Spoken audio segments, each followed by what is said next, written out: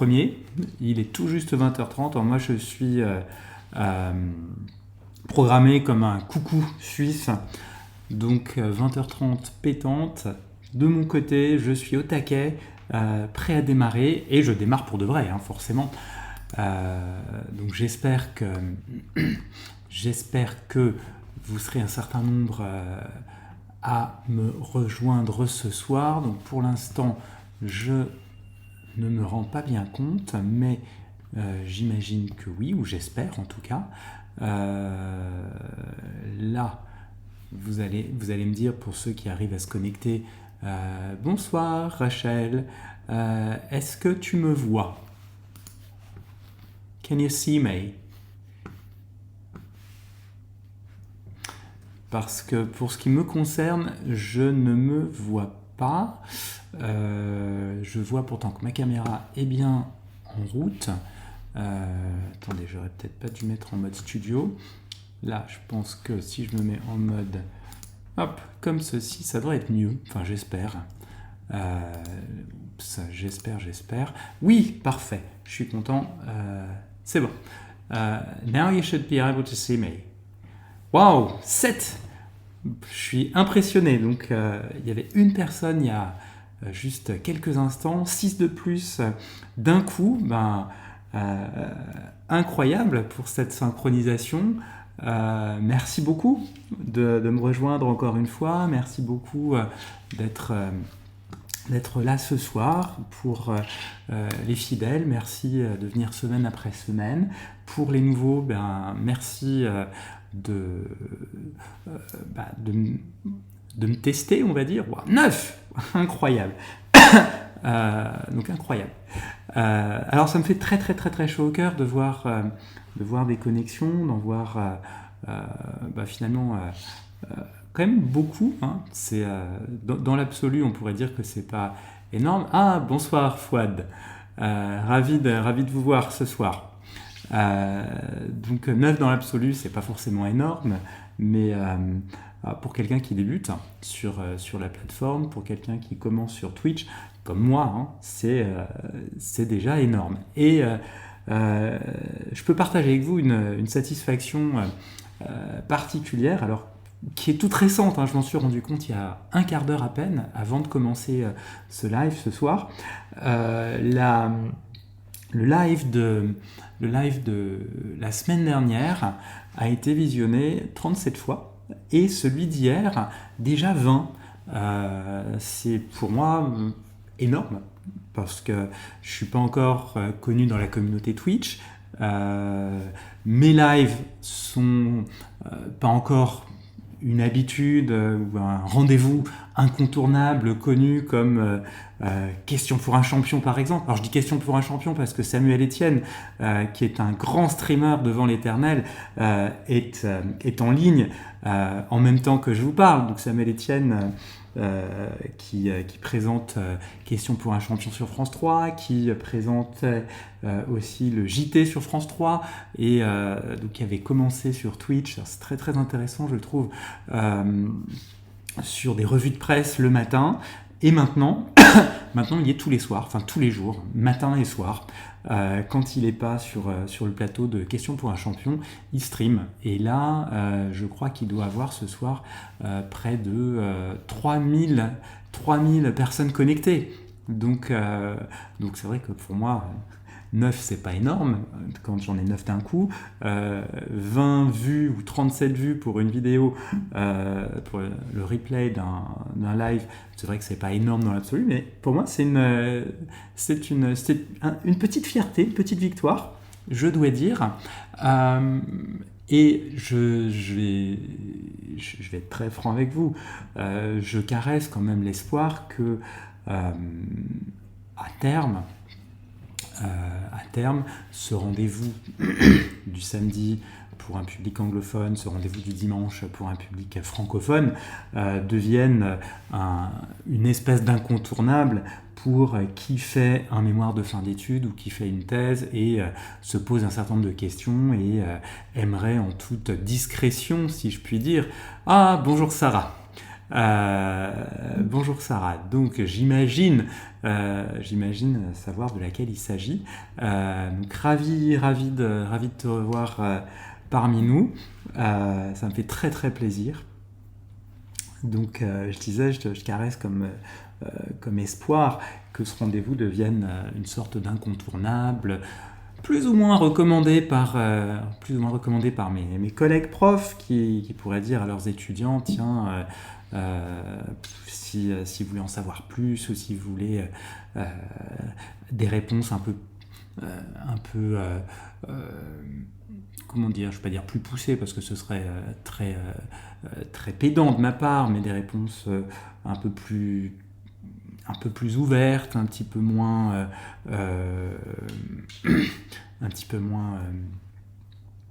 coincées et décontractées, ça peut être une bonne idée d'aller voir le live de Vassili, que ce soit le samedi ou dimanche, ou les deux, pour les plus grands fans, en espérant qu'il y en aura bien sûr. Donc tout ça, c'est pas que de l'ego, bien sûr.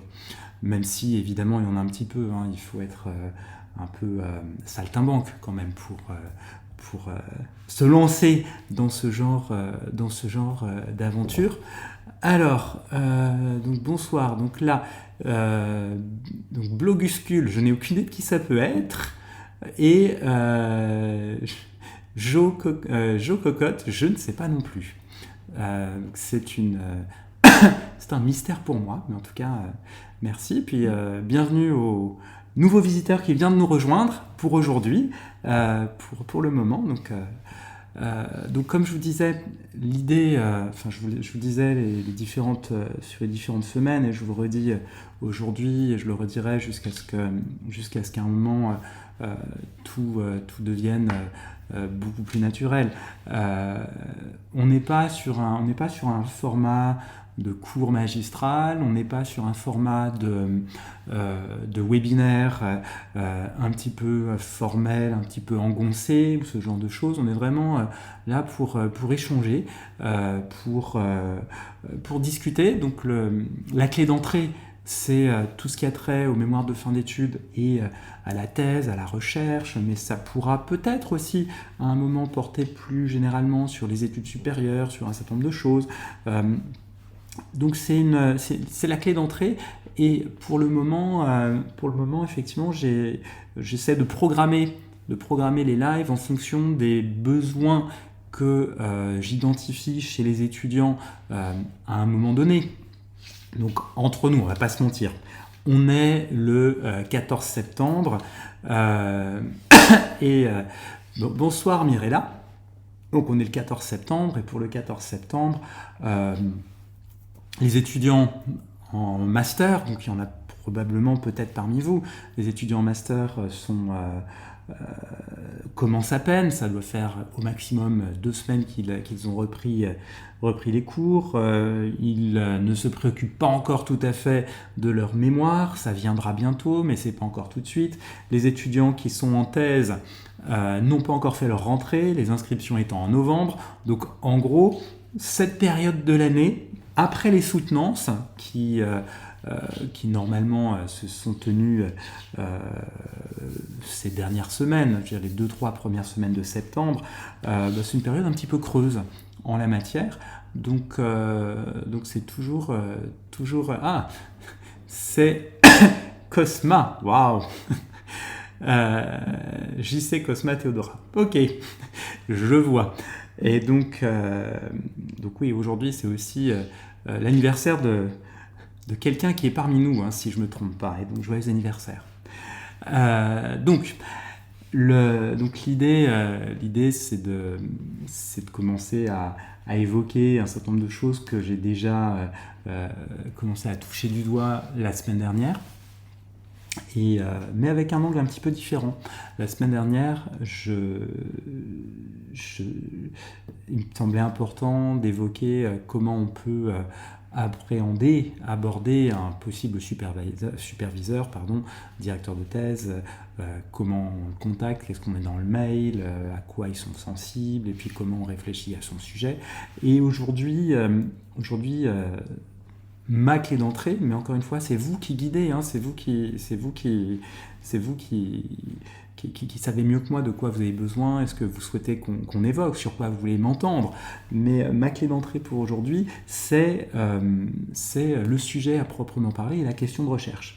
Donc que j'ai esquissé la semaine dernière, mais là j'aurais probablement encore d'autres choses à partager à ce propos. Et bien évidemment, comme j'en vois certains qui sont, alors que je connais, hein, et c'est aussi ça qui est très agréable, c'est de voir des gens qu'on connaît qui sont fidèles. Puis il y en a que je connais, que je reconnais ici, qui soit ont fait une thèse avec moi et ont soutenu, soit sont en train de faire ou de terminer une thèse avec moi et devraient soutenir prochainement. Donc moi, je suis aussi intéressé à ce que vous puissiez partager, si vous voulez bien, vos propres expériences du sujet, de la question de recherche, des éventuelles inquiétudes que vous avez pu avoir, ou des joies, des frustrations, enfin tout ce qui peut être d'intérêt pour les autres finalement.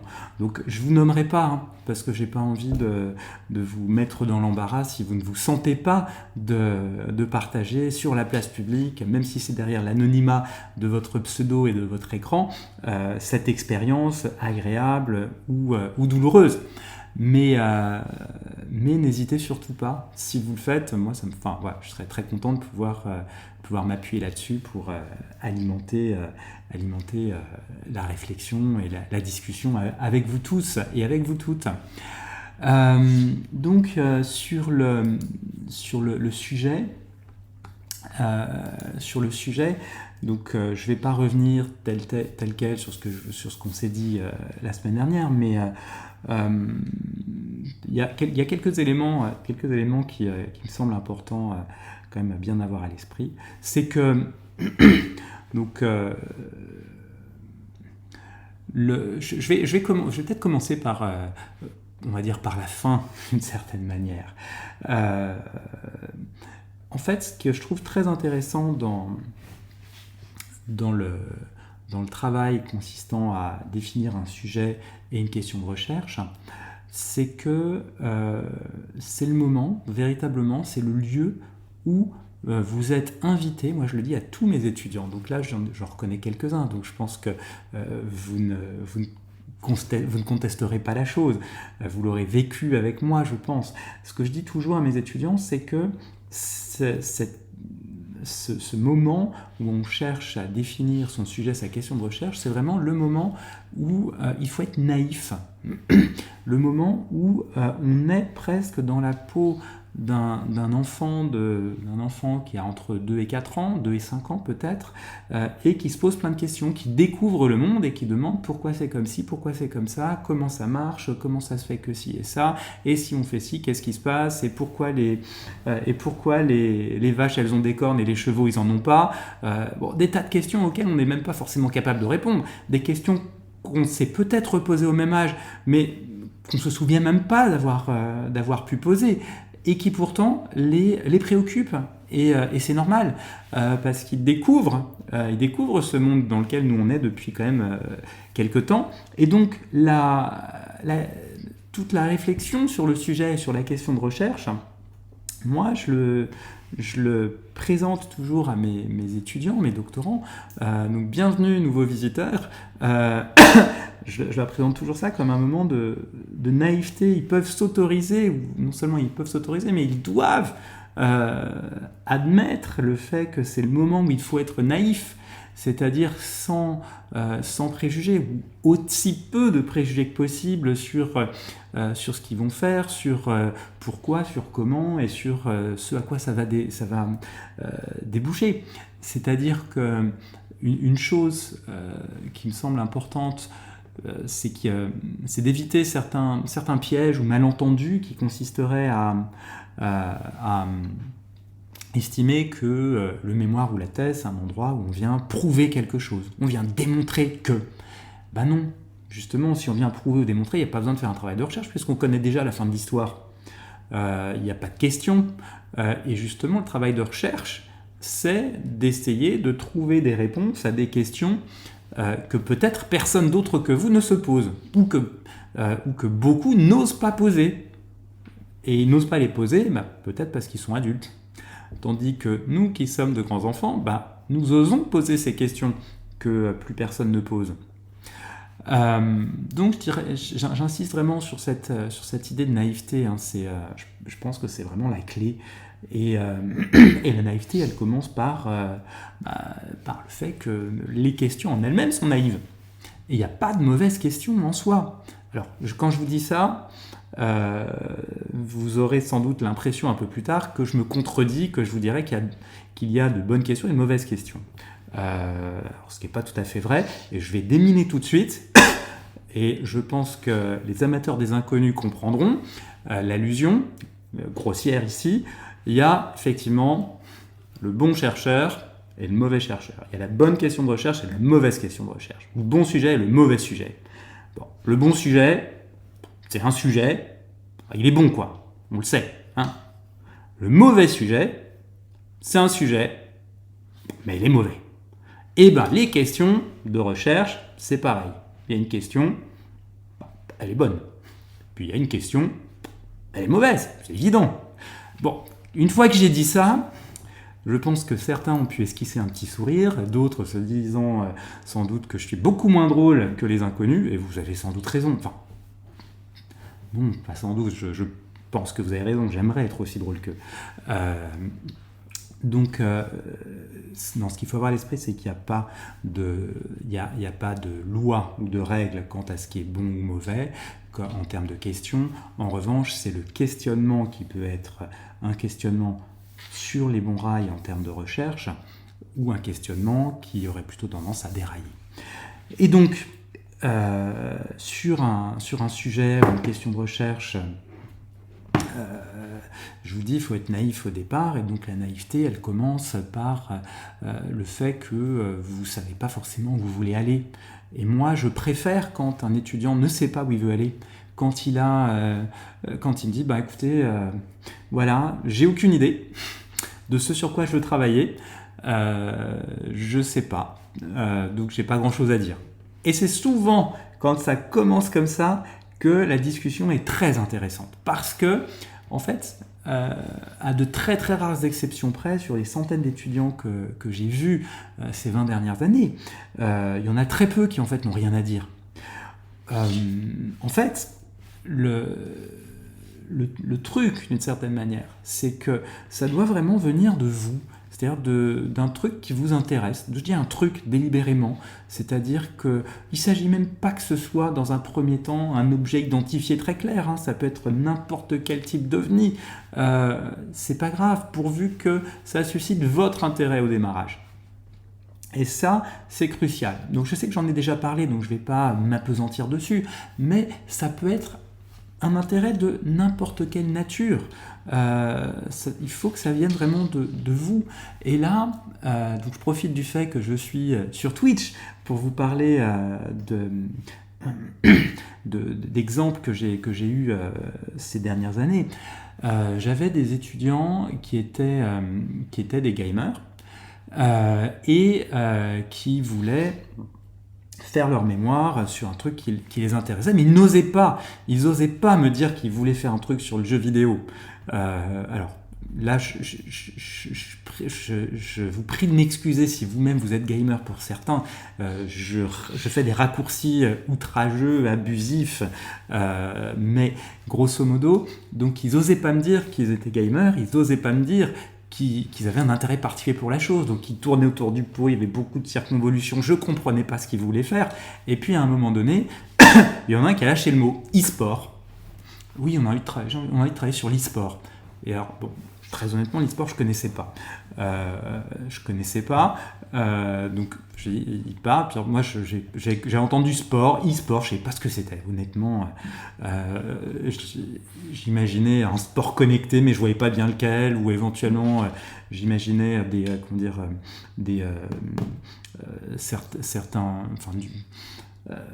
certains sports comme le vélo ou éventuellement la Formule 1 sur simulateur ou des choses comme ça. Bon. Et en fait, ils m'ont expliqué, en voyant mon inculture en la matière, mon inculture en la matière, donc ils m'ont quand même expliqué ce que c'était. Et j'en suis ressorti un peu moins con, hein, vraiment. Je les en remercie. Je pense pas qu'ils soient là ce soir. S'ils l'étaient, je pense qu'ils se reconnaîtraient et ils souriraient. Et donc, ils m'ont dit, bah oui, nous on est gamers, on fait de l'e-sport, on fait des compétitions. Donc le e-sport, pour ceux qui connaissent pas, grosso modo, c'est on va dire, c'est le jeu vidéo quasi professionnel de compétition, ou en tout cas sport de haut niveau, jeu vidéo, sport de haut niveau. Je fais, je vous dis, un raccourci outrageux et je vous prie de m'en excuser. Mais donc, mes étudiants en question voulaient travailler sur l'e-sport et ils n'osaient pas le dire au départ parce que ça leur paraissait pas assez sérieux, pas assez noble, pas assez intéressant. Et en fait, moi, ce que j'ai vu, c'est que quand ils me parlaient de l'e-sport, ils avaient des étoiles dans les yeux. C'était quelque chose qui leur tenait vraiment à cœur.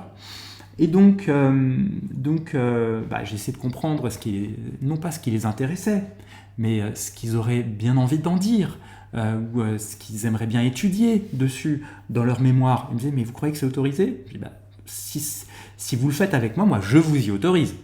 Et comme c'est moi qui vous dirige, qui vous accompagne et qui vous évalue à la fin, il n'y aura pas de surprise. Et donc ils sont partis d'abord d'une idée assez vague qui était l'e-sport, qui était vraiment le truc qui les intéressait, qui leur donnait envie. Et puis en creusant, il est ressorti que ce qui les intéressait, c'était deux choses surtout. L'une qui était finalement comment l'e-sport peut se construire quasiment comme une fédération sportive. Qui héberge, qui accueille, qui coach des sportifs de haut niveau et organise des compétitions de haut niveau. Alors, je fais juste un petit aparté, je dis ça, et je vois qu'en même temps que je suis en live, il y a Zerator. Alors, certains d'entre vous connaissent Zerator, d'autres ne le connaissent pas. Zerator, donc il y a 23 000 participants à son live maintenant. Zerator, c'est un streamer, un gamer, qui est l'organisateur de The Event, dont je vous avais parlé, je ne sais plus si c'était la fois dernière ou il y a 2 semaines, la semaine dernière il me semble. Donc The Event, le gros raout caritatif des streamers et des gamers. Donc, ouais, quand je vous parle de ça, je vois donc Zerator connecté. Donc les étudiants, un de mes étudiants s'intéressait à ça finalement, cette question de la quasi-fédération sportive autour du e-sport et la manière dont ça peut se structurer en comparaison aux fédérations sportives plus traditionnelles, dirons-nous. Un autre s'intéressait à la manière dont se construisait finalement, ou sur quoi reposaient les ressorts d'une carrière ou une profession de gamer. C'est-à-dire qu'en gros, il y a des sportifs professionnels, il y a des artistes professionnels, il y a des influenceurs professionnels. Eh bien, il y a aussi des joueurs de poker professionnels, eh bien, il y a aussi des gamers professionnels. Donc, ils ne sont pas forcément juste des testeurs de jeux vidéo, mais des gens dont c'est la source de revenus, dont c'est l'activité principale. Et ce qui l'intéressait, cet étudiant, c'était de comprendre finalement, ce qui fait que c'est un métier, ou comment se construit quelque part une profession de gamer. Et donc quand il dit profession, c'était à la fois le professionnel qu'est le gamer à proprement parler, mais aussi l'environnement, les collègues, si je puis dire, les confrères, comme diraient d'autres, en tout cas d'autres diraient les copains de jeu encore. Bref, nos homologues. Mon alter ego. Et là où je veux en venir en parlant de ça, c'est sur le fait qu'il s'intéressait au départ il pensait au départ n'avoir rien à dire. Il pensait au départ n'avoir aucune idée et aucun centre d'intérêt vraiment digne d'un mémoire de fin d'études. Donc je vous dis, ils ont à peine osé me le dire, hein, et c'était du bout des lèvres, et, et parce que la conversation était un petit peu poussive, je les ai un petit peu poussés dans le retranchement, et ils ont été agréablement surpris de voir que, non, finalement, c'était intéressant précisément parce que eux, ça les intéressait. Et donc là ce que je veux dire par là, c'est que donc le sujet en lui-même, il n'est peut-être pas inné, vous ne l'avez peut-être pas tout de suite à l'esprit, vous n'avez peut-être pas la bonne formulation en tête, vous avez peut-être une idée très vague quand vous démarrez, mais c'est pas grave, c'est un début. C'est un début. Et ce début, en fait, moi, je le vois comme une espèce d'entonnoir, c'est-à-dire qu'on peut commencer à réfléchir sur une thématique assez large, sur laquelle on ne sait pas forcément ce qu'on va dire. Et puis, progressivement, moi, ce que je fais systématiquement avec mes étudiants, c'est un travail de maïeutique. Voilà, moi, je dirais ce que je fais, c'est de la maïeutique socratique, à savoir, je pose toujours sensiblement les mêmes questions aux étudiants, je les préviens sur le fait que je leur poserai toujours les mêmes questions, ce qui ne veut pas dire que je ne m'intéresse pas à ce qu'ils m'ont dit la fois d'avant, ou que j'oublie d'une fois sur l'autre, mais je pars du principe que la pensée évolue au fil du temps, et que les mêmes questions appellent des réponses différentes, ou des réponses plus élaborées d'un échange à l'autre. Et donc, moi, les questions que je leur pose, c'est... et je vais reprendre toujours l'exemple de l'e-sport, et puis peut-être d'autres exemples qui reviendront ensuite. Mais finalement, très bien, je comprends, c'est l'e-sport, maintenant je comprends ce que c'est. L'e-sport, c'est quand même très vaste. C'est aussi une terre inconnue pour beaucoup de monde, à commencer par moi. Donc, est-ce que vous pouvez m'en dire un peu plus sur ce qui vous intéresse, en particulier dans l'e-sport, finalement, que je comprenne, voilà. Et donc là,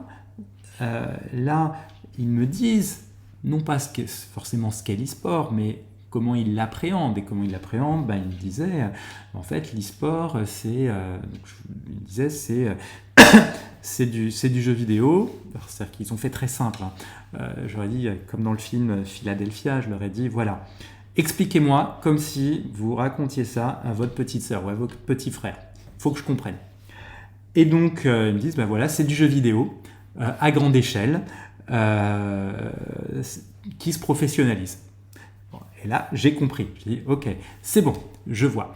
Et donc, qu'est-ce qui vous intéresse particulièrement? Et c'est là que progressivement, je vous dis, ils sont venus à cette idée de la profession, à cette idée de la métaphore ou de l'analogie avec les fédérations sportives. Et c'est venu d'eux, hein, c'est pas moi qui leur ai dit il faut travailler là-dessus, hein, bien sûr. C'est venu d'eux.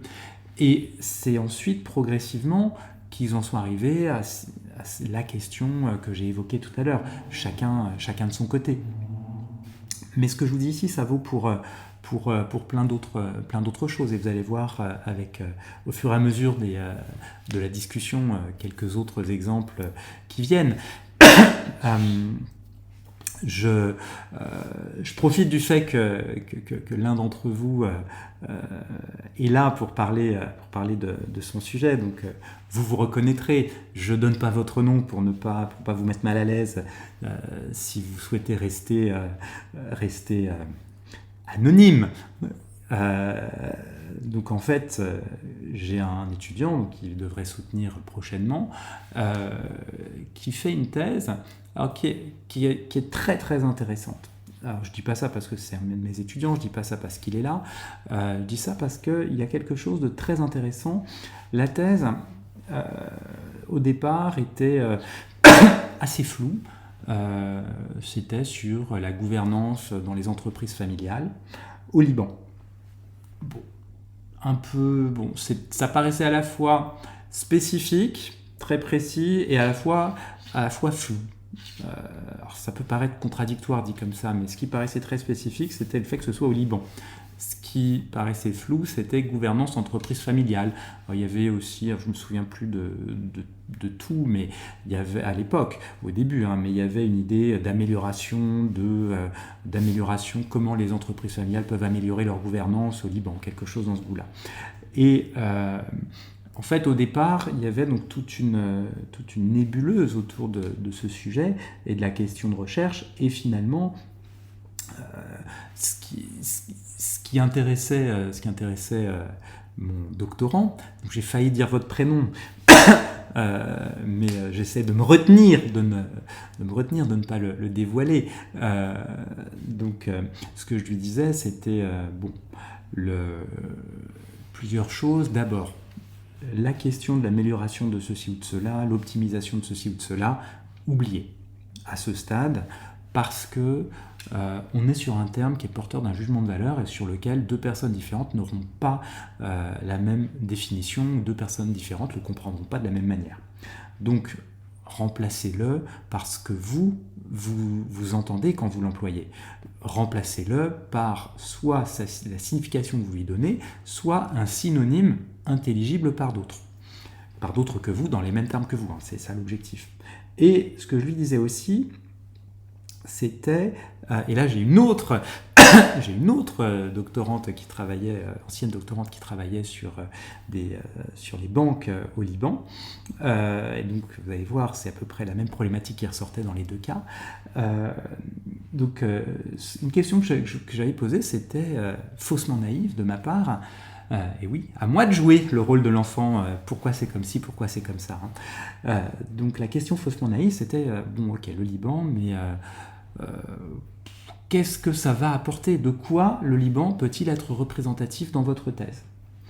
Et là, dans les deux cas, ça a été la même réponse, ce qui veut dire qu'il y a un truc qui cloche. C'est-à-dire que la réponse a été donnée de manière quasi épidermique, ou c'était un quasi réflexe, et non pas une réponse mûrie. Donc la réponse était « Ah, mais le Liban est représentatif des pays du Golfe. » Bon, admettons. C'est quand même un peu étroit. Je pense que le Liban et la thèse peuvent être représentatifs de quelque chose de bien plus large. Oui, de pays en développement. Alors je me dis, pays en développement, bon, admettons. Donc le Liban, c'est pareil que le Bangladesh, c'est ça? Le Liban, c'est la même chose que le Libéria? Non, bien sûr. Alors? Et donc il ressortait une chose, c'est que ce qui était important là, c'était que finalement, dans les deux cas, le Liban était représentatif de pays avec un système financier opaque. Et donc là, les sujets étaient donc l'un sur la gouvernance des entreprises familiales, l'autre sur l'octroi de crédit, sur finalement comment les banques décident de financer. Je me souviens plus si c'était seulement des entreprises ou des entreprises et des particuliers. J'ai juste un doute et je te prie de m'excuser. Je ne dévoilerai pas ton nom, mais je te prie de m'excuser pour cet oubli.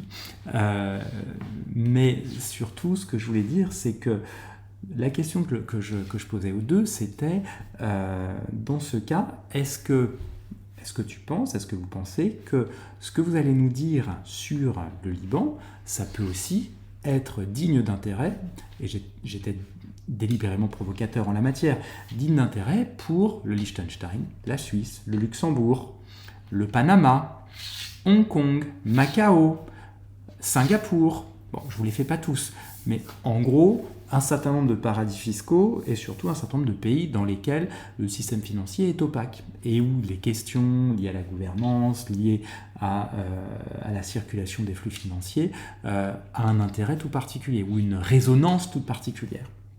Et donc la réponse était « Ah bah oui, tiens, finalement, j'y avais pas pensé. J'avais pas vu ça comme ça, mais oui, bien sûr. » Et donc ce que je voulais dire par là, c'est que vous voyez, on démarre de quelque chose qui peut être très vague au départ, on ne sait pas trop de quoi on a envie de parler, et puis on se rend compte qu'il y a quand même un truc qui nous intéresse particulièrement, et sur lequel on a quand même des choses à dire, où on se pose des questions.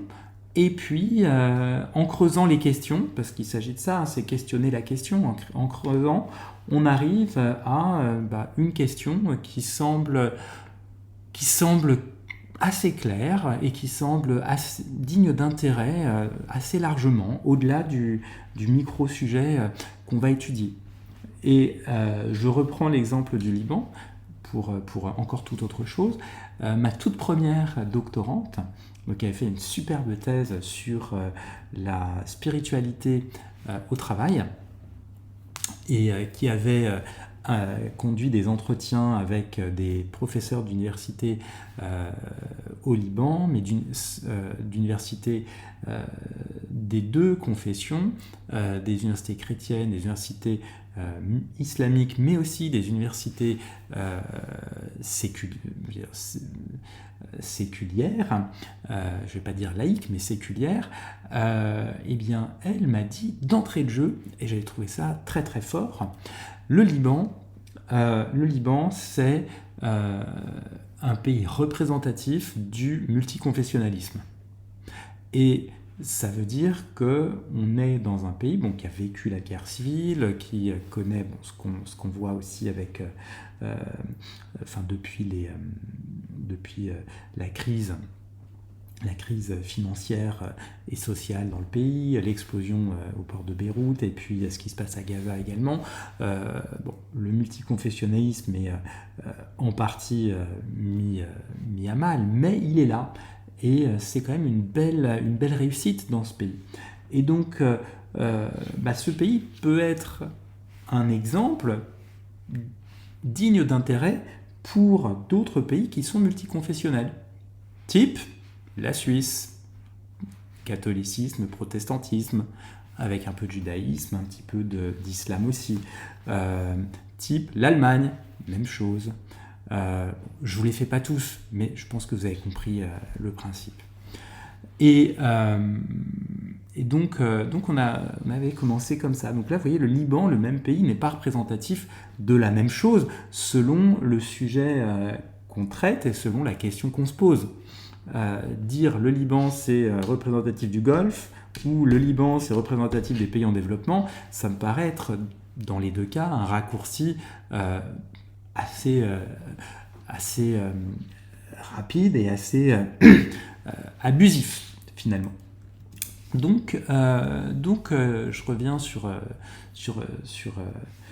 ces questions de sujets, de questions de recherche, sur la manière de les définir.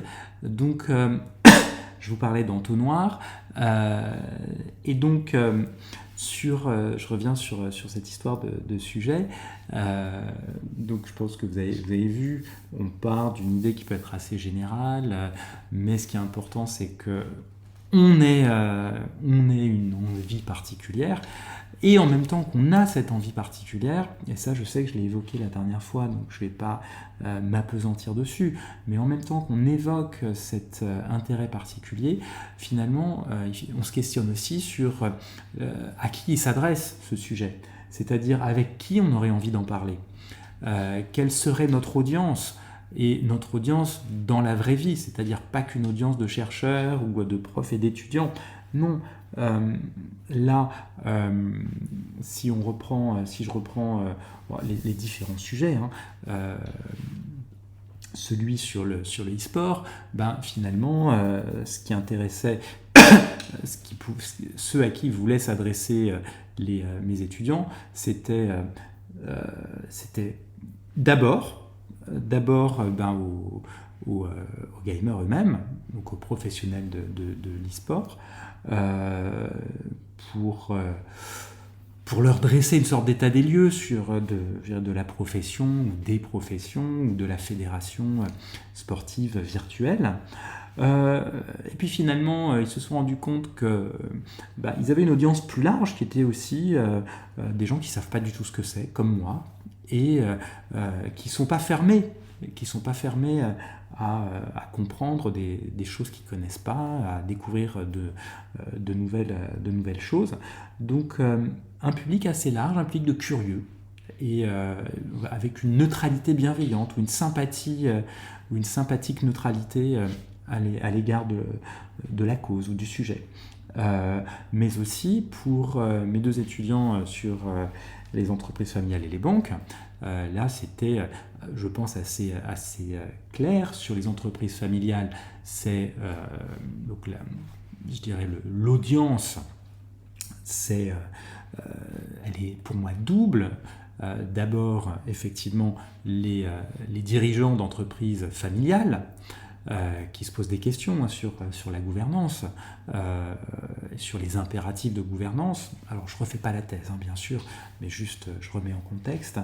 Donc oui, ça c'est une première audience. Puis une deuxième audience, ça peut être les consultants qui sont confrontés aux entreprises familiales.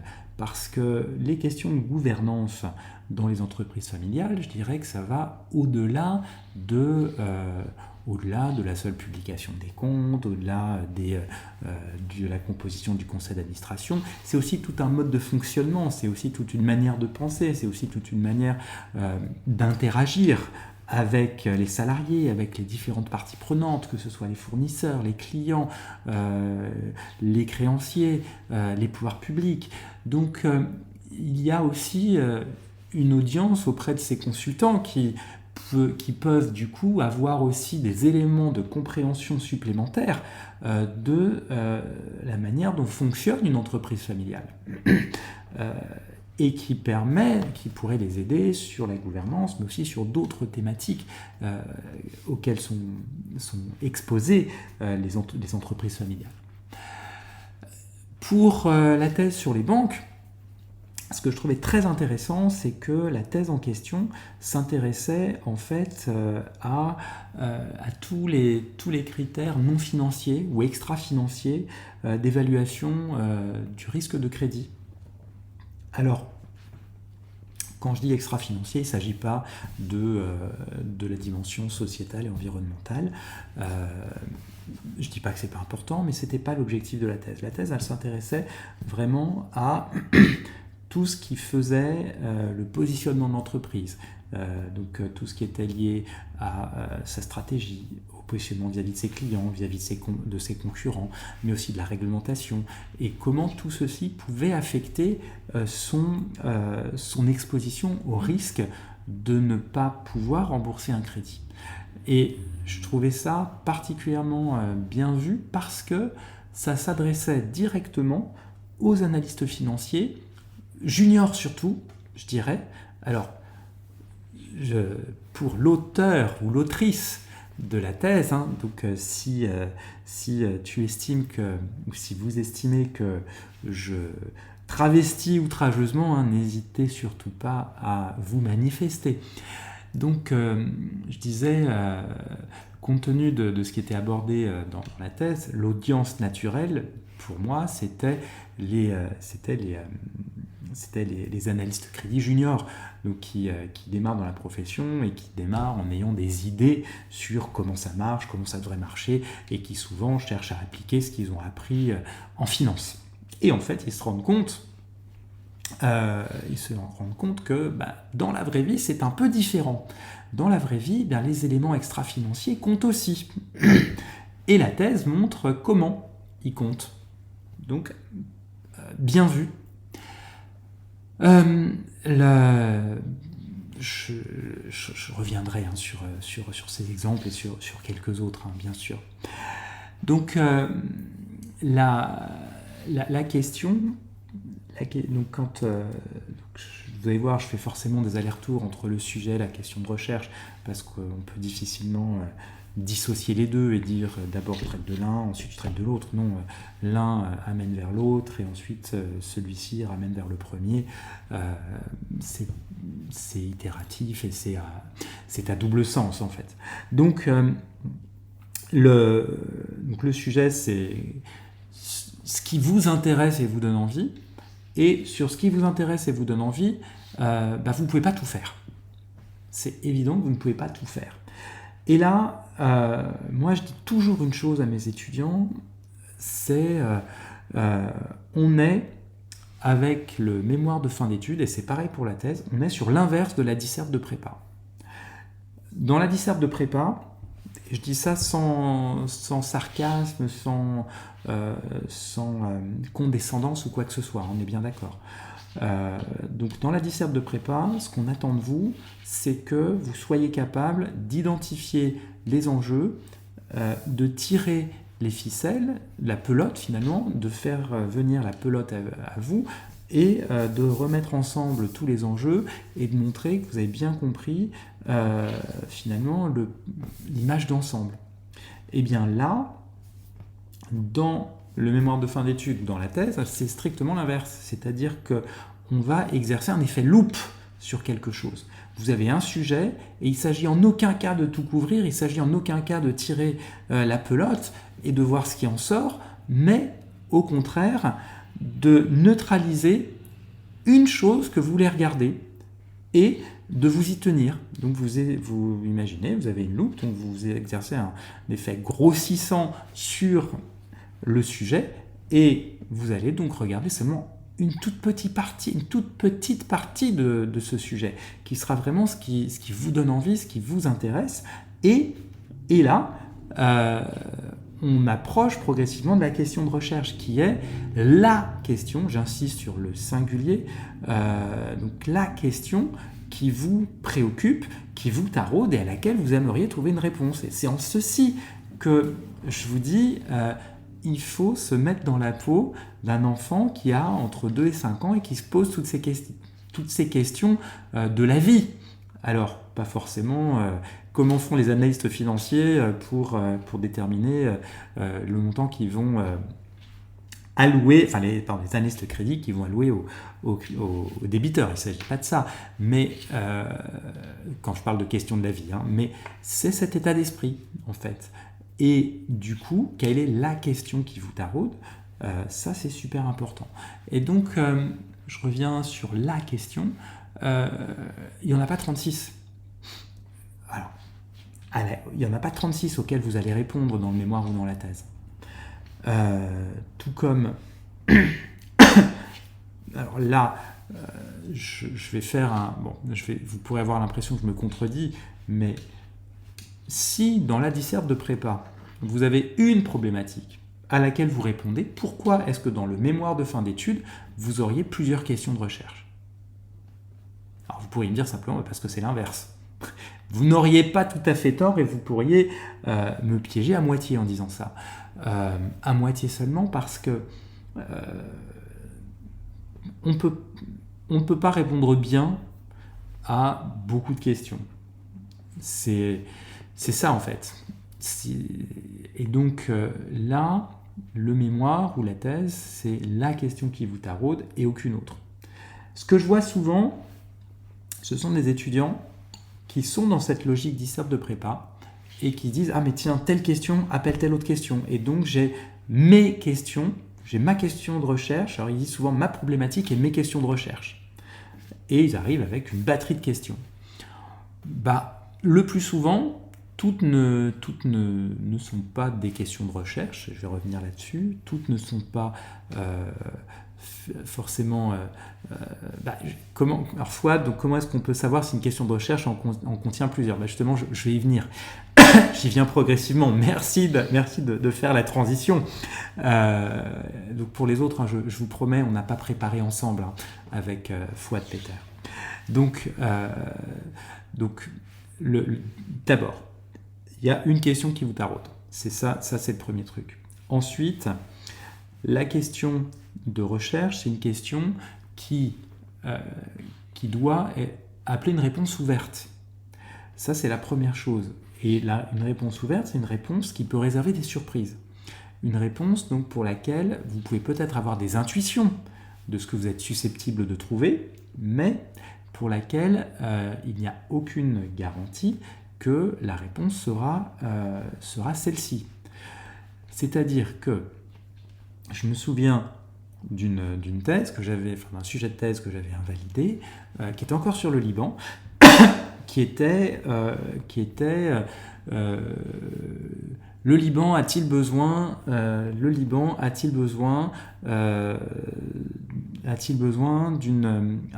d'experts en lutte contre la fraude économique. Si oui, comment? Bon, là, c'était pas une question de recherche du tout, dans la mesure où la réponse était évidente. Est-ce que le Liban en a besoin? Oui, mais pas que le Liban d'ailleurs. Comment, enfin pourquoi et comment, ce ne sont pas non plus des questions de recherche à proprement parler, dans la mesure où ça vient compléter cette question qui n'en est pas vraiment une, vous voyez, qui est plutôt une assertion qu'on présente un peu frauduleusement, intellectuellement parlant, sous forme de question. Donc, tout d'abord, une question de recherche, c'est une question qui appelle une réponse qui n'est pas courue d'avance. C'est une question également qui montre une tension, qui montre quelque chose de contre-intuitif peut-être. Souvent, il y a deux termes ensemble, ou trois, qui ne vont pas naturellement ensemble. Donc ça peut être quasiment une oxymore, et on essaie de résoudre cet oxymore. Et notamment, quand j'évoquais la gouvernance dans les entreprises familiales, et alors c'était notamment sur la publication de la gouvernance des entreprises familiales. Donc c'est encore plus contre-intuitif, dans la mesure où la gouvernance, quand on parle de gouvernance d'entreprise, il s'agit de diffusion, de publication d'informations à destination du public, donc les sociétés cotées en bourse surtout. Ensuite, la publication d'informations sur la gouvernance, c'est-à-dire en gros sur la capacité à publier, etc., c'est encore une étape plus avancée pour l'information du public. Et donc quand vous mettez ça en regard d'entreprise familiale, le lien est tout sauf évident de prime abord. Donc on se dit, tiens, il y a un truc qui est surprenant. Il y a un truc qui m'interpelle. J'aimerais bien, comprendre ce qui fait qu'il y a une question et ce qui se trame derrière cette question et quelle pourrait être la réponse ou une réponse à cette question. Et à partir de là, donc les questions de recherche peuvent avoir des formulations qui sont le plus souvent, alors je ne vais pas vous en faire une loi, mais de trois ordres qui sont des questions du type comment, dans quelle mesure, alors je pourrais vous dire quelle était la mienne et je vais y venir. Donc comment, dans quelle mesure, des questions de nature, quel est l'impact de ceci sur cela, ou encore des questions du type quoi, quels sont les déterminants de, quels sont les facteurs conduisant à ceci ou cela. Donc on a grosso modo ces types de questions. Alors je dis grosso modo parce que il y en a d'autres, mais les grandes familles de questions sont celles-ci. Moi, pour la mienne, qui est celle que je connais le mieux, dans ma thèse, la question de recherche ma thèse c'était sur l'accountability dans une congrégation religieuse. Donc le titre de la thèse c'était Accountability and Ethnicity in a religious denomination, the Salvation Army in France, Switzerland, Sweden and the United Kingdom. Et ce qui m'intéressait, c'était en fait deux choses. La première, c'était ce terme. Moi, je suis francophone, je ne suis pas anglophone au départ, du tout. Et francophone et germanophone, mais l'anglais est venu après. Et donc le terme de accountability pour moi était mystérieux. J'ai eu un mal fou à comprendre ce terme. Donc je voyais, excusez-moi, je bois. Je voyais donc le terme accountability, je voyais accounting, accountancy. Honnêtement, je ne voyais pas la différence et je ne le comprenais pas. Et pourtant, je l'entendais partout. je l'entendais partout. Imaginez, vous êtes au Royaume-Uni, dans un train qui ne s'arrête pas à votre station, les passagers sont mécontents, et British Rail, they must be accountable. Et vous entendez accountability par-ci, accountability par-là, etc. Et vous vous dites, mais qu'est-ce que c'est que ce truc? Et donc moi, ce que je voulais, c'était comprendre ce terme. Qu'est-ce que c'est que ce machin dont tout le monde parle et que j'arrive pas à comprendre? Et donc, ça, c'était ma clé d'entrée. Et puis, j'ai voulu me faire plaisir en travaillant sur quelque chose qui me tenait à cœur, qui était l'armée du salut, qui était sur, finalement, des questions liées à cette accountability que je ne comprenais toujours pas, et la foi, et comment, finalement, l'un pouvait éclairer l'autre, le cas échéant. Et vous voyez, quand je vous dis ça, j'arrive progressivement vers ma question de recherche qui était mais comment finalement les pratiques quotidiennes les plus insignifiantes mettent en évidence des relations de accountability. Et donc évidemment j'ai défini le accountability, etc., etc. Mais ma question de recherche, c'était ça. Donc je voulais comprendre ce terme de accountability, je voulais le comprendre par les pratiques quotidiennes, par ce que vivent les gens, vraiment, histoire de me l'approprier. Et donc, là, il y avait une question de recherche, ma question de recherche, j'en avais pas 36, une seule. Donc, pour vous répondre, Fouad Peter, je ne vous ai pas oublié, hein, bien sûr. Donc, comment est-ce qu'on peut savoir si une question de recherche en contient plusieurs?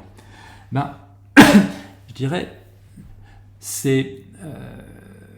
en fait, derrière votre question, je vois deux choses. L'une qui est, comment est-ce que je peux m'assurer que dans mon questionnement, je suis au bon niveau, c'est-à-dire au niveau de la question de recherche à proprement parler. Oui, je vois que ça vous parle, Mirella, forcément.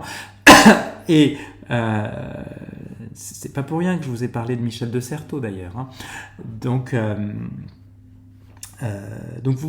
en fait, si semble se dégager plus d'une question, c'est que probablement vous n'êtes pas encore au niveau de réflexion, au stade de la réflexion, où une question se dégage et est supérieure aux autres. Pour vous, hein. Ça veut dire qu'il y en a encore probablement une ou deux, enfin deux ou trois ou plus, qui sont encore en balance, en concurrence quelque part.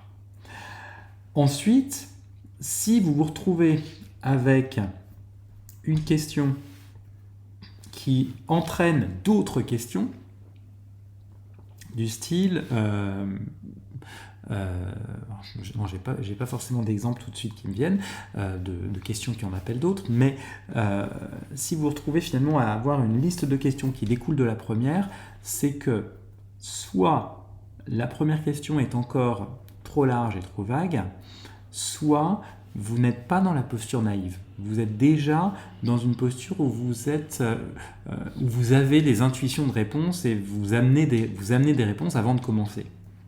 Donc comment savoir si une question de recherche contient plusieurs questions? J'ai pas de procédure en disant il y a telle étape, telle étape. Mais il y a quelques garde-fous qui permettent de s'en rendre compte. Et donc l'un de ces garde-fous, c'est est-ce que finalement, lorsque je me pose une question, j'ai bien vu j'ai bien cerné ce qui m'intéresse et ce à quoi j'ai envie de répondre, ou est-ce que cette question, finalement, en appelant d'autres, met en lumière une sorte de faiblesse dans la formulation que je lui ai donnée? Et tant que vous avez toujours plus d'une question qui vous taraude, ou en tout cas qui ressort, c'est que la réflexion n'est pas encore tout à fait mûre, pas tout à fait aboutie. Et donc je vais arriver là sur quelques éléments pour vous aider à alimenter cette réflexion pour arriver à la question de recherche. Et donc il y a un certain nombre d'approches possibles, des questionnements qui sont absolument pas révolutionnaires. Hein. Je n'invente rien, on est bien d'accord. Donc sur les questionnements qui peuvent vous amener vers votre question de recherche, Voici ce qui me paraît utile. Donc un qui est contextuel, donc déjà essayer de comprendre le contexte. Ça, souvent, c'est ce que vous faites le mieux. C'est-à-dire que lorsque je vous demande sur quoi vous avez envie de travailler, vous me parlez énormément du contexte, des antécédents, de l'actualité, et puis finalement, honnêtement, moi ça m'intéresse assez peu, dit comme ça, non pas dans l'absolu, mais par rapport à ce qui vous intéresse. C'est-à-dire que j'ai compris le contexte, oui, je suis d'accord, je le connais autant que vous, peut-être pas aussi bien, mais ça ne m'est pas complètement étranger. Et alors, où est-ce que vous voulez en venir? Donc le contexte, pourquoi pas, ça peut donner des pistes pour démarrer. Et là, je peux vous donner un exemple où le contexte était intéressant, mais pas que le contexte.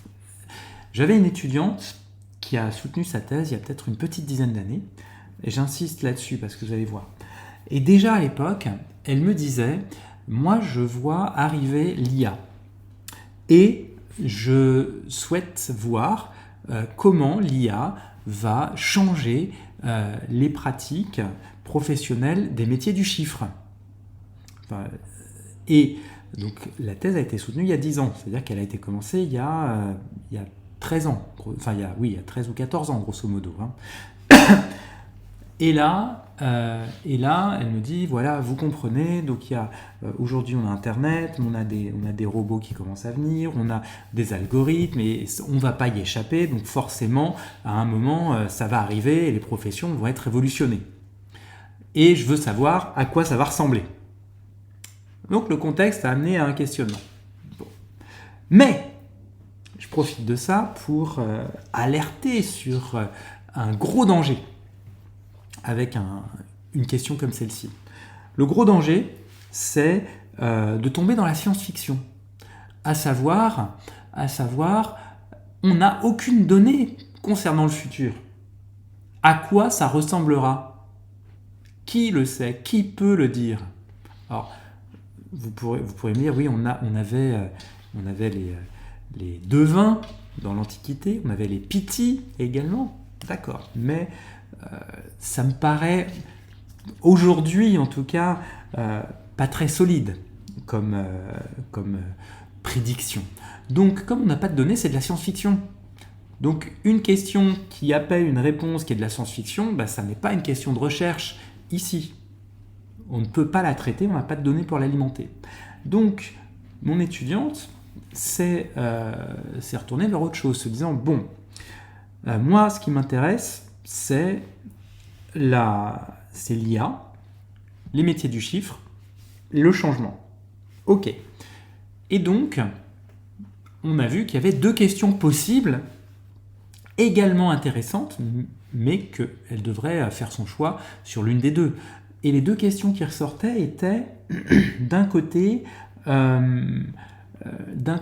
comment les professionnels du chiffre perçoivent ou s'approprient les mérites annoncés de l'IA, ou les promesses faites par l'IA.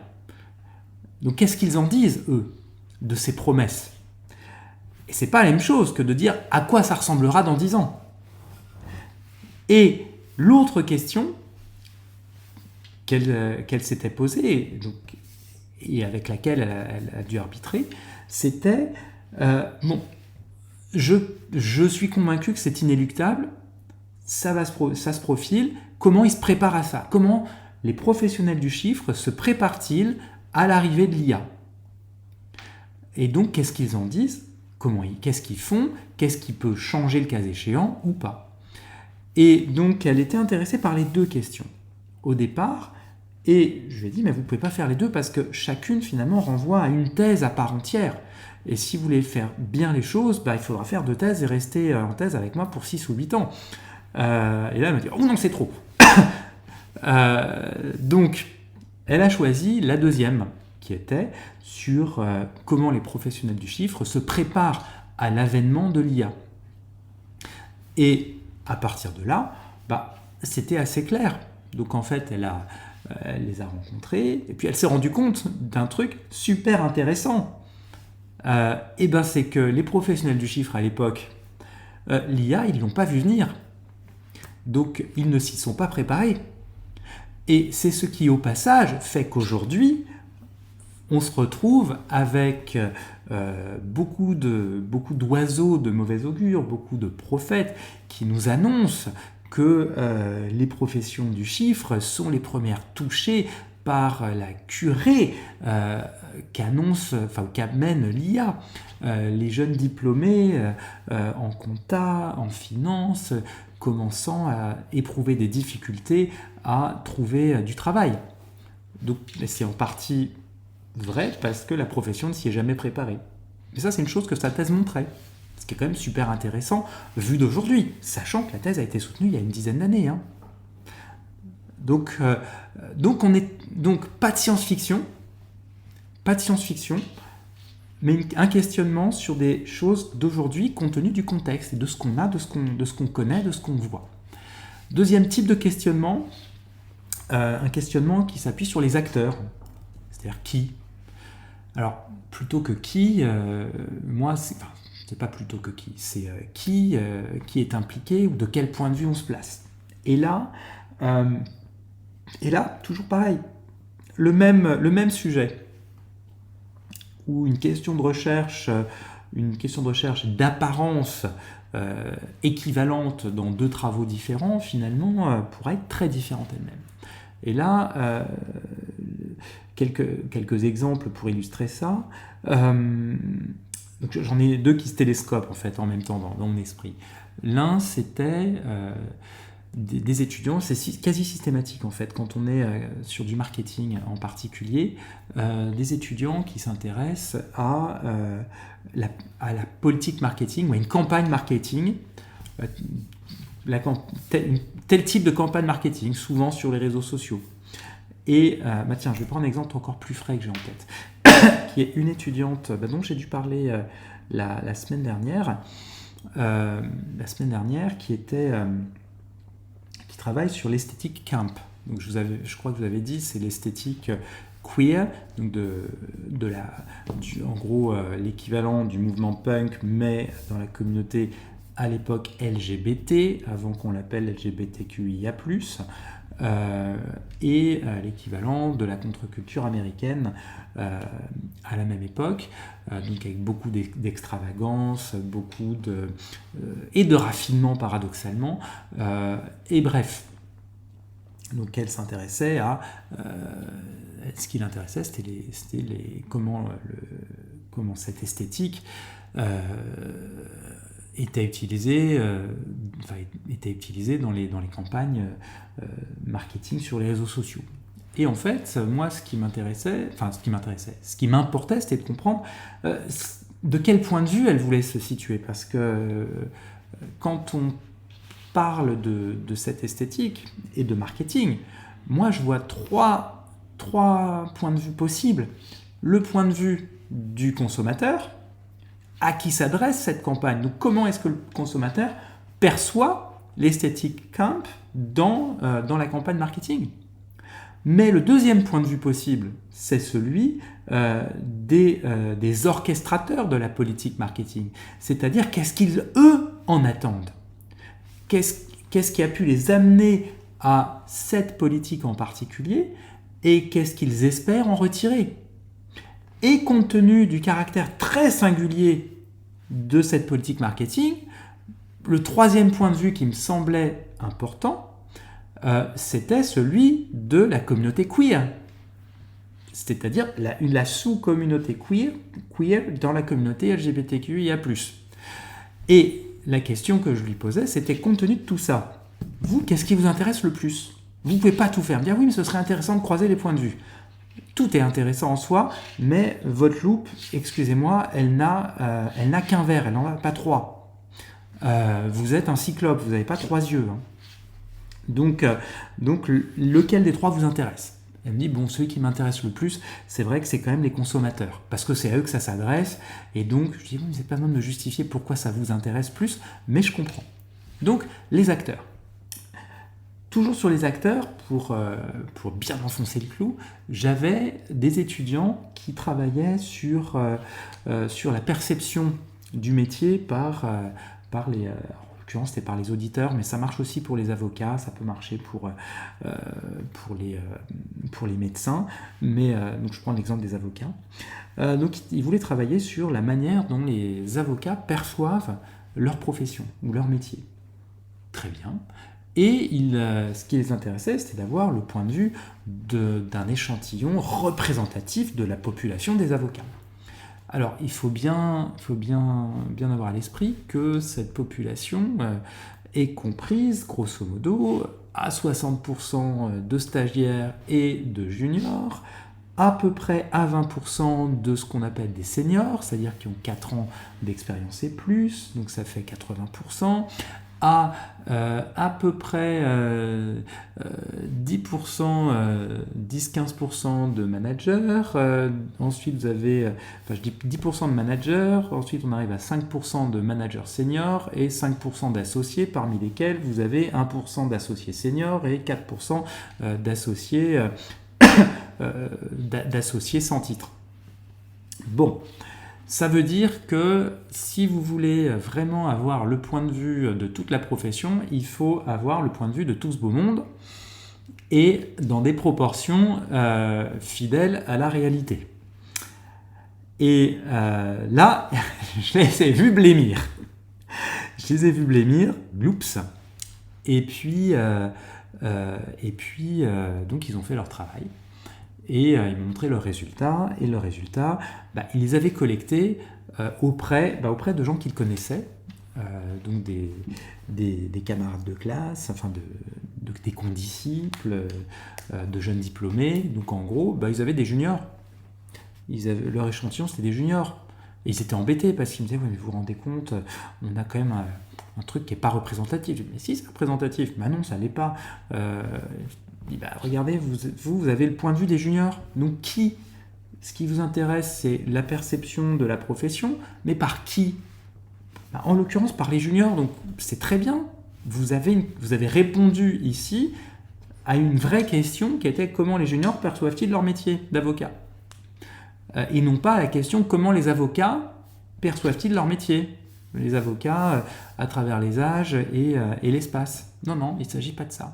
Donc la question du qui des acteurs peut être très très intéressante pour clarifier, poser la question de recherche. Ensuite, on peut avoir des approches historiques qui permettent de comprendre comment un terme, comment les choses ont pu évoluer au fil du temps pour essayer de voir finalement s'il y a une continuité, s'il y a une tendance qui se dessine ou quoi que ce soit. Et là, je repense toujours à mon étudiante qui avait travaillé sur l'IA et les métiers du chiffre. Ce qu'elle a fait pour le questionnement qu'elle a ensuite mené et qui l'a conforté dans sa question de recherche, comment il se prépare à l'arrivée de l'IA, ça a été de voir finalement les grandes révolutions technologiques depuis la machine à vapeur et comment donc la machine à vapeur, mais surtout l'électricité, la machine à écrire, le téléphone, l'ordinateur personnel, Excel. Donc comment les professionnels du chiffre, à chaque fois, se sont préparés et adaptés à ces nouvelles technologies qui se présentaient à eux. Et pour essayer de voir s'il y avait des scénarios qui se répétaient, s'il y avait des régularités au fil du temps d'une technologie à l'autre qui permettraient d'imaginer aujourd'hui, donc il y a 10 ans, comment il y a 10 ans, les professionnels du chiffre se préparaient à l'arrivée imminente de l'intelligence artificielle. Et donc là, une approche historique lui a permis aussi d'affiner la question qu'elle allait examiner. Donc ça peut être une approche intéressante. Moi, il y a une autre approche que j'aime beaucoup. Et ça, je pense que ceux qui me connaissent forcément s'y reconnaîtront, souriront. Donc ça, c'est une approche qui est un atavisme familial. C'est l'approche lexicale, l'approche étymologique. Donc, pour un certain nombre, vous savez que ma maman était professeure de lettres classiques, donc latin et grec. J'ai grandi avec ma maman bien sûr, mais avec le latin et le grec, et avec un intérêt particulier pour l'histoire des mots, pour la manière dont les mots sont formés et la manière dont ils ont pu évoluer au fil du temps, parce que la manière dont ils ont évolué au fil du temps permet aussi de comprendre comment il se fait qu'aujourd'hui on leur donne telle signification, et ça permet aussi de comprendre jusqu'où va la signification. Oui, alors Mirella, j'imagine que vous souriez, effectivement. Effectivement. Vous pouvez. Et donc, moi, il y avait une chose, un exemple que j'avais donné à des étudiants à un moment, c'était sur la performance. Moi, c'est un terme qui m'a fasciné. Alors, l'accountability, bien sûr, mais la performance, avant que j'entende parler de l'accountability, m'avait beaucoup intéressé. Et ce que je trouvais, ce qui était intéressant, c'est que performare, en latin, ça voulait dire créer. Créer, faire, créer, faire, façonner. Donc aujourd'hui, si on parle de performance, on imagine la performance financière ou la performance physique, sportive, etc. Mais non, c'était créer, façonner. Et progressivement, alors je fais un saut énorme, mais progressivement au XVIe siècle, XVIe-XVIIe siècle, c'est devenu finalement le jeu des acteurs, en langue française, le jeu des acteurs sur scène. Et ça a traversé la Manche. En anglais, ça a été la même chose. Et puis, très rapidement, c'est devenu, outre-Manche, le comportement des chevaux sur le champ de course. Donc ça a été 18e, 19e siècle. Et puis après, c'est revenu en France. Et là, c'est devenu aussi la manière dont on fait les choses, dont on structure, dont on organise les choses, dont on met en processus et en forme les choses. Ça, c'était avant la Première Guerre mondiale. Et puis, après la Première Guerre mondiale, ça a été, donc le terme est passé aux États-Unis, et c'est devenu les résultats. Donc la performance, c'est les résultats et la capacité à atteindre des résultats. C'est revenu ensuite en France après la Deuxième Guerre mondiale. Et là, on était sur la mise en adéquation entre des moyens, une manière de faire et des résultats ou des objectifs qu'on se fixait, les résultats étant une mesure. Puis progressivement, c'est devenu les spécificités techniques les spécifications techniques. Et là, ça a commencé avec la micro-informatique, donc les processeurs des ordinateurs, mais en même temps l'automobile. On parlait des performances des processeurs, des performances des véhicules. Donc la performance d'un processeur, c'est sa rapidité, c'est la vitesse à laquelle il traite l'information. La performance d'un véhicule, c'est en gros le nombre de secondes qu'il lui faut pour passer de 0 à 100 km/h. Et puis progressivement, dans les années 90, on en est revenu à des choses qui se mesurent. Donc la performance sportive, c'était le score, mais aussi la performance boursière, la performance mesurable, quantifiable, financière, et puis après un peu moins financière. Tout ça pour dire que, simplement, si on s'intéresse à l'histoire du mot, on se rend compte que si on s'en tient aujourd'hui à la signification qu'on lui donne, à savoir la performance, ce sont des résultats ou c'est la capacité à atteindre, à remplir certains objectifs ou avoir des résultats qui soient alignés avec des objectifs. On se rend compte que c'est quand même sacrément étroit, d'une part, et d'autre part, que finalement, ça occulte des choses qui sont très importantes, qui sont sur le comportement et sur les processus. Et en fait, quand on s'intéresse à la performance aujourd'hui, finalement, les questions, c'est pas tellement. Si on s'interroge sur comment on fait pour obtenir tel résultat, ça implique forcément qu'on comprenne les dimensions comportementales et processuelles finalement. Et à un moment ou un autre, on peut décider soit de les laisser de côté parce que on ne peut pas tout étudier, soit de se dire, tiens, sur la performance, sur telle dimension, moi c'est vrai que c'est la dimension comportementale qui m'intéresse, ou bien c'est la dimension spécification technique, ou bien c'est la dimension processuelle qui m'intéresse, mais au moins on le sait. Et donc cette approche étymologique, cette approche lexicale, elle permet, je trouve, bien de cadrer des questions qui se posent, toutes étant aussi légitimes les unes que les autres, mais une seule ne trouvant vraiment grâce à vos yeux, et une seule ne méritant à vos yeux d'être étudiée dans le mémoire ou dans la thèse. Et enfin, une autre approche très couramment utilisée, alors moi j'en suis pas forcément un grand fan, mais pourquoi pas, c'est la méthode des O3QCP. Où, qui, quand, quoi, comment, pourquoi. C'est une sorte de synthèse ou de mélange de toutes les approches que j'ai évoquées jusqu'à présent.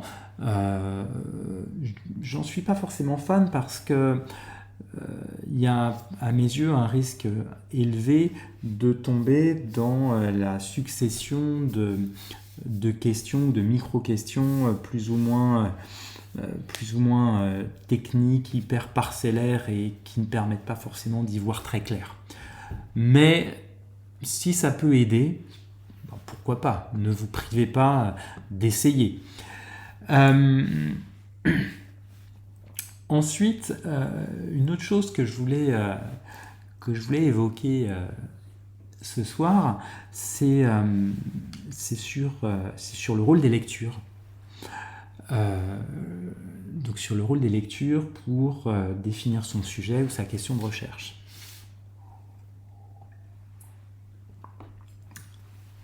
Donc la tentation est toujours très grande de faire des lectures pour définir son sujet ou sa question de recherche.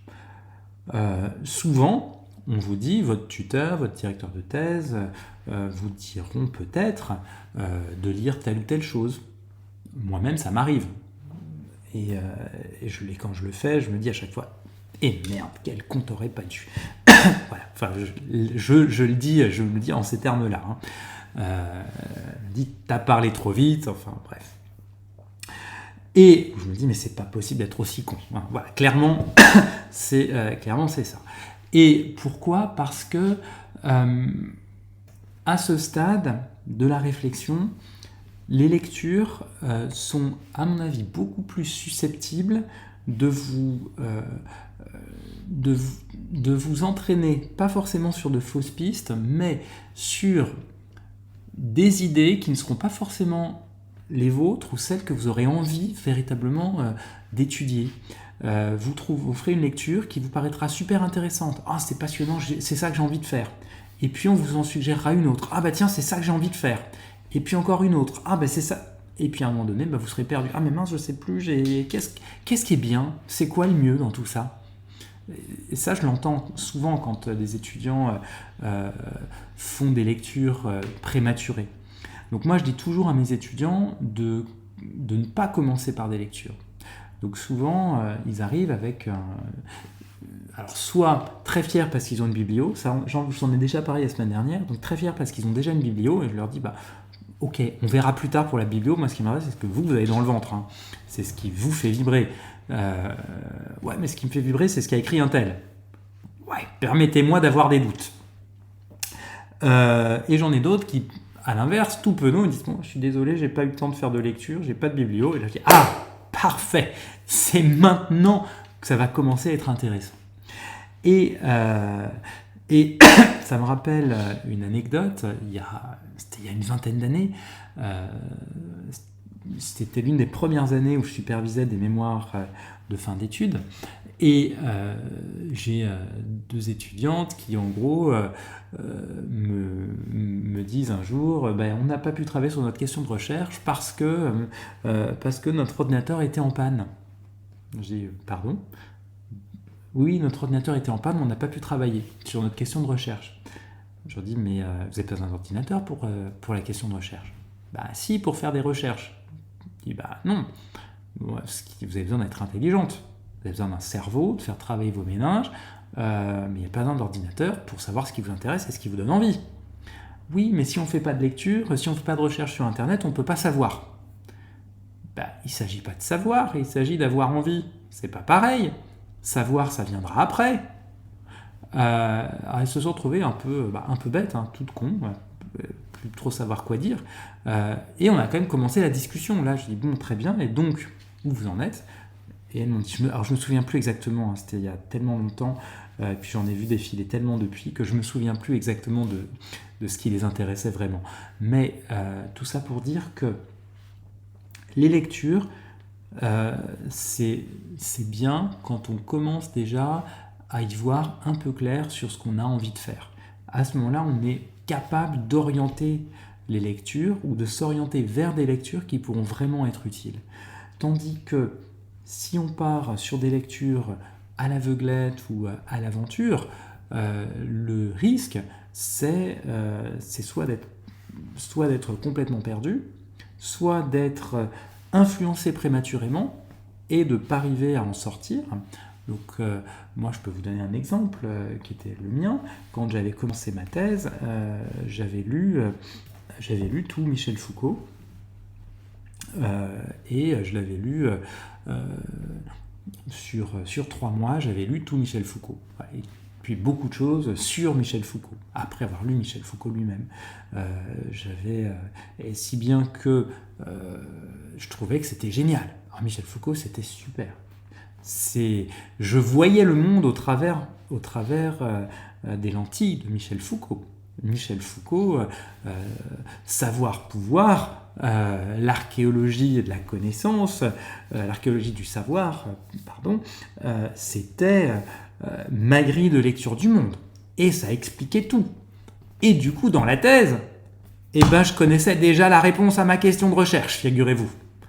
Et là, tout fier, je vois mon directeur de thèse qui me demande où j'en suis, puis je dis voilà, Michel Foucault, tac tac tac, et voilà ma thèse, donc normalement je vais collecter les données, mais je sais déjà ce qu'il va y avoir dedans, donc ça va aller vite. Et puis là il me dit oublie Foucault. Je dis pardon, oublie Foucault, parce que là tu connais déjà la fin de l'histoire. Je dis oui, si tu connais la fin de l'histoire, c'est qu'il n'y a pas d'histoire. Donc si Foucault te raconte déjà la fin de l'histoire, c'est que Foucault, en gros, te raconte des histoires. Donc, oublie Foucault. Et c'est pourtant quelqu'un qui était un fan de Michel Foucault, donc un grand lecteur de Michel Foucault. Il avait écrit beaucoup sur Michel Foucault. Mais j'avais été, sur le coup, très surpris de ce qu'il m'avait dit.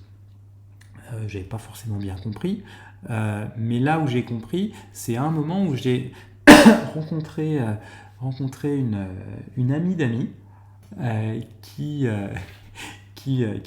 venait de finir sa thèse en droit public et qui me dit ah oui, toi aussi tu es entré dans la secte. Je dis, pardon, il dit oui, la secte Foucault, savoir-pouvoir, l'archéologie du savoir, la généalogie, etc. Et tout, et à chaque fois que tu vois un truc, ah oui, savoir-pouvoir. Ouais, comment t'as deviné, comment tu le sais? Je dis, j'en suis passé par là. J'ai dû me désintoxiquer, j'ai fait une cure de désintox, ça a été dur, maintenant je n'y touche plus parce qu'on sait jamais, je peux toujours replonger. Elle me disait Foucault c'est puissant, mais Foucault, faut savoir en sortir. Et c'est là que j'ai compris, c'est là que j'ai pris conscience du fait que les lectures que j'avais faites trop tôt m'avaient indûment influencé, non seulement m'avait orienté vers certaines observations, mais aussi avait en grande partie conditionné la manière dont je regardais le terrain, le monde, et rendait prévisible, pour ne pas dire prédictible, les conclusions. Et à partir de là, ben non, mais il n'y a pas de recherche. Il n'y a pas de recherche, c'est pas possible. Donc, je voulais faire cet aparté, ou en tout cas finir mon monologue sur cette histoire des lectures dans la définition de la question de recherche, enfin du sujet et de la question de recherche. Donc en deux mots, hein, je reviens sur les inconnus, hein, il y a un bon sujet, il y a le mauvais sujet. Il y a la bonne question de recherche, il y a la mauvaise question de recherche. Bon, bah, comment on définit, comment on sait qu'on a affaire à une bonne question de recherche? Bah, je vous l'ai dit, hein. La question, elle est là, puis bah, on la pose, on y répond, elle est bonne. Hein. Et une mauvaise question de recherche, c'est quoi? Bah, c'est une question, on la pose pas, on la pose, puis bah, on y répond, elle est mauvaise. Voilà. En gros, il n'y a ni bonne ni mauvaise question, il n'y a ni bon ni mauvais sujet. Tout tient dans ce qui vous tient à cœur, ce qui vous donne envie, la manière dont vous arrivez à le formuler, de sorte à ce que ce soit clair et de sorte à ce qu'il soit possible d'y répondre sans que la réponse soit courue d'avance. Et j'insiste sur le besoin de vous mettre dans la peau d'un enfant qui a entre 2 et 5 ans, qui découvre le monde et se pose toutes ces questions. Pourquoi c'est comme ci, pourquoi c'est comme ça, et comment ce serait autrement, etc. etc. Et pourquoi, et est-ce que les Australiens, ils ont la tête en bas? Voilà, toutes ces questions qui nous font sourire, mais qu'on s'est posées au même âge, et qu'on doit se poser sur les sujets de recherche qu'on étudie. Alors, j'ai essayé de répondre aux interactions et je vous remercie d'avoir commenté, d'avoir interagi, Fouad, Mirella. S'il y a d'autres choses sur lesquelles vous voulez qu'on parle, s'il y a des questions, s'il y a des remarques, des partages de témoignages ou quoi que ce soit, allez-y. Donc, on n'est pas sur du linéaire à la télé qui s'arrête à la fin du film. S'il y a quoi que ce soit, si vous avez envie de partager, faites-le. N'hésitez surtout pas. On a le temps. On a le temps devant nous.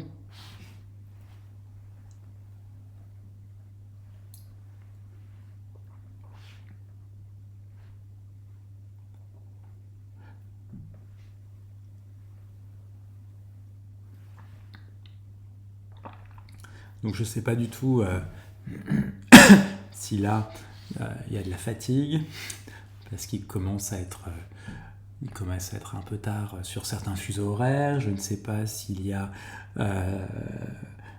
de la lassitude parce que vous m'avez écouté parler. Je ne sais pas si finalement vous n'êtes plus naïf. Là je vous ai blasé, du coup il n'y a plus de questions. Alors, comment les revues académiques évaluent-elles les questions de recherche? Alors, les revues académiques, elles évaluent les questions de recherche. Alors, en fonction d'une chose surtout. C'est que la question de recherche, pour une revue académique, c'est une question qui doit soulever un problème d'ordre théorique. Elle doit soulever un besoin théorique. Donc une question de recherche qui est une question strictement empirique, ça n'intéresse pas les revues. Mais une question qui montre un paradoxe théorique ou un besoin théorique, un fossé, avec plaisir, Rachel. Un fossé, une incohérence, eh bien, c'est une question de recherche valorisée par les revues. Donc là, je n'ai pas forcément d'exemple stricto sensu en tête comme ça, mais j'essaie de réfléchir avec... oui, je pense, par exemple, j'ai publié un article il y a quelques années avec une étudiante à moi, c'était tiré de son mémoire de master, qui était sur est-ce que dans quelle mesure finalement les professionnels du chiffre sont-ils prêts à abandonner le budget? C'est-à-dire que tout le monde se plaint du budget,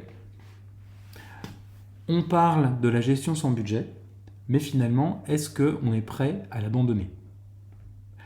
Et c'était ça la question qui était posée, c'était est-ce qu'on est prêt à l'abandonner et dans quelle mesure? Voilà, dans quelle mesure ou à quelles conditions est-ce que les professionnels du chiffre seraient-ils prêts à abandonner le budget? Et donc les réviseurs ont bien aimé cette question parce que justement elle mettait en tension un phénomène qui est que le budget est un élément central que tout le monde connaît, que tout le monde croit connaître, et un élément également dont tout le monde se plaint, et quelque chose qui a été abondamment théorisé pour, alors tantôt ses mérites, et souvent, enfin d'abord ses mérites, et puis ses contraintes et les critiques, jusqu'à ceux qui prônent sa mise à mort, mais finalement, personne ne s'est vraiment intéressé à l'idée de savoir si on était prêt à s'en passer ou non, pour de vrai. Oui, il y avait un besoin de théoriser l'aptitude à renoncer au budget. Donc là, on était sur une question qui mettait, j'ai l'impression en tout cas, en évidence une tension théorique avec un besoin de connaissances, sinon nouvelles, en tout cas rafraîchies sur la question du budget. Donc ça, c'est un exemple, je pourrais vous en donner bien d'autres, mais une question de recherche appréciée par les réviseurs, c'est vraiment une question qui soulève un problème théorique et qui promet d'apporter une réponse théorique. Je ne sais pas si ça répond à votre question, Fouad, du coup.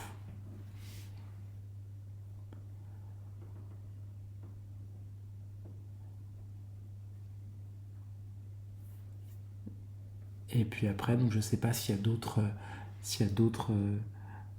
questions, d'autres réactions, d'autres remarques, d'autres envies de partager votre propre expérience du mémoire de fin d'études ou de la thèse,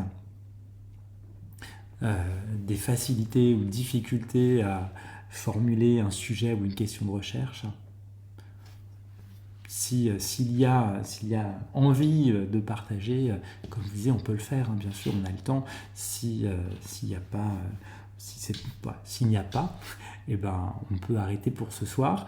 La prochaine fois ne sera pas la semaine prochaine. Donc la semaine prochaine, mon frère se marie, donc pas de stream, hein, forcément. Il y a des priorités. Et donc la prochaine fois, ce sera le dimanche 28. Et puis je verrai avec vous, avec ceux qui reviennent, si le dimanche est un créneau qui vous convient, qui vous plaît, ou si un autre moment dans la semaine serait plus adapté. Donc là je teste, hein, forcément, donc je sais qu'il n'y a rien d'optimal, rien de parfait. Samedi et dimanche, ça vaut ce que ça vaut pour tout le monde, mais donc en tout cas j'espère vous revoir le 28. D'ici là, je vous souhaite une belle quinzaine, je vous souhaite plein de bonnes choses et au plaisir donc de vous retrouver dans 15 jours. Donc, bonne soirée et à très bientôt.